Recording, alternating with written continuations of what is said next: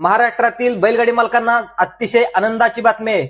ज्या आयोजकांनी महाराष्ट्रातील संपूर्ण भारतातील सर्वात मोठं बक्षीस ठेवलं होतं ते म्हणजे 1 BHK फ्लॅट। त्याच 1 BHK फ्लॅटच्या आयोजकांनी सर्वात मोठं पर्व तिसरं जयंत केसरी हे मैदान ठेवण्यात आलेलं आहे। तर सलग 3 वर्ष वेगवेगळी बक्षीस ठेवण्यात आलेली होती। तर पहिल्या प्रथम वर्षी 5 लाख रुपये, द्वितीय बक्षीस 1 BHK आधी बक्षीस ठेवण्यात आलेले होते। तर या वर्षी सुद्धा पर्व तिसरं ठेवण्यात आलेलं आहे। तर या मैदानामध्ये माननीय आमदार जयंत पाटील यांच्या नियोजनातून अतुलभाऊ लायगडे यांच्या चौकातून सुंदर असं भव्य दिव्य मैदान ठेवण्यात आलेलं आहे।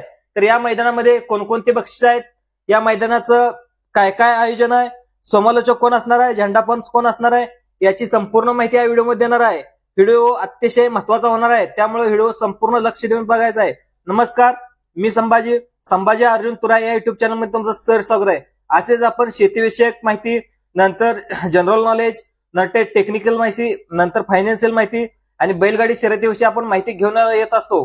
त्यामुळे तुमचा हा युट्यूब चॅनल ह्या युट्यूब चॅनलला दिला जाणारा वेळ कधीच वाया जाणार नाही। त्यामुळे तुमच्या एक व्हिडिओला फ्री मध्ये एक लाईक करा आणि सबस्क्राईब करून टाका। तर तुम्हाला या मैदानामध्ये बक्षिसाची रक्कम किती आहे, कोणकोणते भरघोस अशी बक्षीस ठेवण्यात आलेले आहेत। तर प्रथम बक्षिसाचं स्वरूप आहे ते म्हणजे 5,16,265।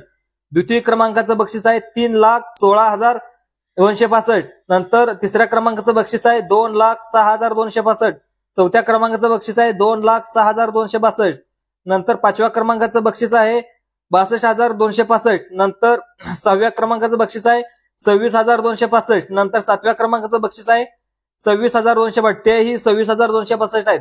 तर दुसरी आनंदाची बातमी ते म्हणजे ज्या ज्या गाडी गट पास करणार आहेत त्यांना आपल्या मंडळींना खुश करण्यासाठी पैठणीची साडी, जी गाडी या मैदानामध्ये गट पास होईल तर यांना त्यांच्या मंडळीसाठी पैठणीची साडी सुद्धा वाटप करण्यात येणार आहे। तर दुसरी गोष्ट आहे तो म्हणजे ज्या गाड्या सेमीमध्ये 2 नंबरला उतरले जाणार आहेत त्यांना रोख रक्कम आणि त्यांना साड्यांचं वाटप सुद्धा करण्यात येणार आहे, अशी माहिती आयोजकांनी दिलेली आहे। तर दुसरं पाहायला महत्वाचं, ज्या ज्या गाडी फायनल मध्ये उतरणार आहेत ड्रायव्हरांना सुद्धा अतिशय खुश होण्याची बातमी आहे ते म्हणजे आपल्या मंडळीसाठी, आपल्या आईसाठी, आपल्या बहिणीसाठी त्यांनी सर्वात महत्वाची पैठणी साडी ठेवलेली आहे। तर जे गाडी मालक, नंतर जे गाडीचे ड्रायव्हर आहेत त्यांना जे ड्रायव्हर फायनलला राहतील त्या फायनल ड्रायव्हरांना साड्यांचं बक्षीस दिले जाणार आहे। तर दुसरं पाहिलं, विशेष जे प्रेक्षक सुद्धा येतात या मैदानामध्ये, प्रेक्षकांचा सुद्धा एक विशेष विचार घेण्यात आलेला आहे। त्यामध्ये या मैदानामध्ये एक भव्य दिव्य अशी लकी ड्रॉ ठेवण्यात आले आहेत।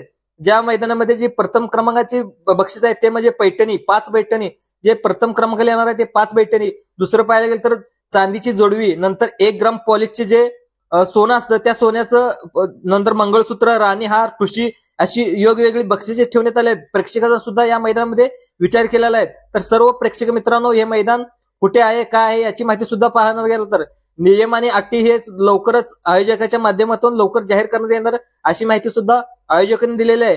तर या मैदानामध्ये समालोचन कोण करणार आहे हे आपण थोडक्यात पाहूया। तर समालोचन ज्या बैलगाडी क्षेत्राला एक वेगळी उंची निर्माण करून दिली आणि जे 7 समुद्रापर बैलगाडी शर्यत नेली त्यांच्या आवाजामध्ये, ते म्हणजे महाराष्ट्राचा बुलंद आवाज सुनील मोरे सरकार हे या मैदानाचं समालोचन करणार आहेत। त्यांच्यासोबत असणार आहेत प्रवीण घाटे पुण्याचे, नंतर रणजित बनसोडे बांबोडेकर, नंतर चंद्रकांत कोकाटे जे राजकीय स्टेजवर समालोचनाचं काम करतात, ते चंद्रकांत कोकाटे सुद्धा या स्टेजवरती असणार आहेत। त्यांच्या आवाजानं सुद्धा प्रेक्षकांना एक मंत्रमुग्ध करणार आहेत।